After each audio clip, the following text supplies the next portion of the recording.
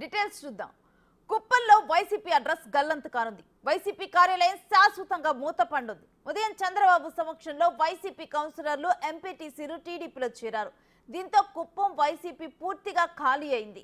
YCP కార్యాలయాన్ని హోటల్గా మార్చనున్నారు. Amaravati hotel opening soon అంటూ YCP కార్యాలయం గేటుకు బ్యానర్లు కట్టారు.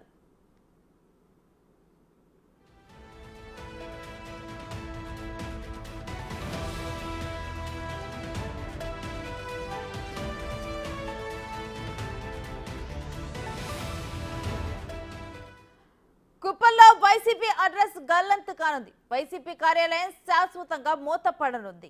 ఉదయం చంద్రబాబు సమక్షంలో వైసీపీ కౌన్సిలర్లు ఎంపీటీసీలు ఇటు టీడీపీలో చేరారు. ఇక దీంతో కూడా కుప్పం వైసీపీ పూర్తిగా ఖాళీ అయింది. వైసీపీ కార్యాలయాన్ని హోటల్గా మార్చనున్నారు.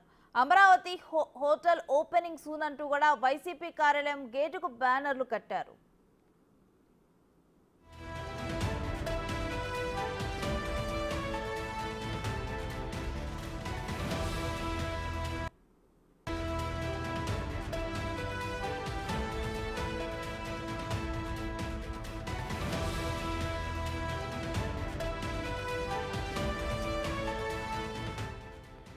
ఇక ఇదే అంశానికి సంబంధించి మరింత సమాచారం మా ప్రతినిధి దామోదర్ అందిస్తారు.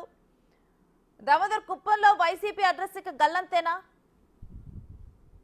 కుప్పంలోని R&B బంగ్లా ఎదుట వైసీపీ కార్యాలయాన్ని జాకీర్ అనే వైసీపీ నాయకుడు స్థలాన్ని లీజుకు తీసుకుని తాత్కాలికంగా అక్కడి నుంచి గత 5 సంవత్సరాల కాలంలో ఏర్పాటు చేశారు. అప్పట్లో పెద్ద ఎత్తున కార్యకర్తలు రాకపోయిలు హడావిడి కొనసాగిన నేపథ్యంలో ఏదైతే వైసీపీ రాష్ట్రంలో వైసీపీ పాలన అధికారంలో కోల్పోవడం, ఏదైతే కుప్పంలో గతంలో ఏదైతే వ్యవహారాలను మొత్తం చూసిన ఎమ్మెల్సీ భరత్ గానీ, అదేవిధంగా పెద్దిరెడ్డి రామచంద్రరెడ్డికి సంబంధించిన అనుచరులు గానీ అందరూ అజ్ఞాతంలో వెళ్లిన పరిస్థితి. భరత్ అయితే ఏదైతే గతంలో ఓసారి కనబడ్డాడో ఆ తర్వాత పార్టీ కార్యక్రమాలకు దూరంగా ఉన్న నేపథ్యంలో వైసీపీ కార్యకర్తలు, వైసీపీ కౌన్సిలర్లతో పాటు ఒక 5 మంది, అదేవిధంగా ఎంపీటీసీలు, జెడ్పీటీసీలు ఈరోజు టీడీపీలో చేరిన పరిస్థితి. ఈ నేపథ్యంలో వైసీపీ కార్యాలయాన్ని జాకీర్ అనే అతను లీజుకి ఇచ్చాడో అతని కుమారుడు ఈరోజు ఆ ప్రదేశాన్ని అంతా ఎక్కడైతే పార్టీ కార్యాలయం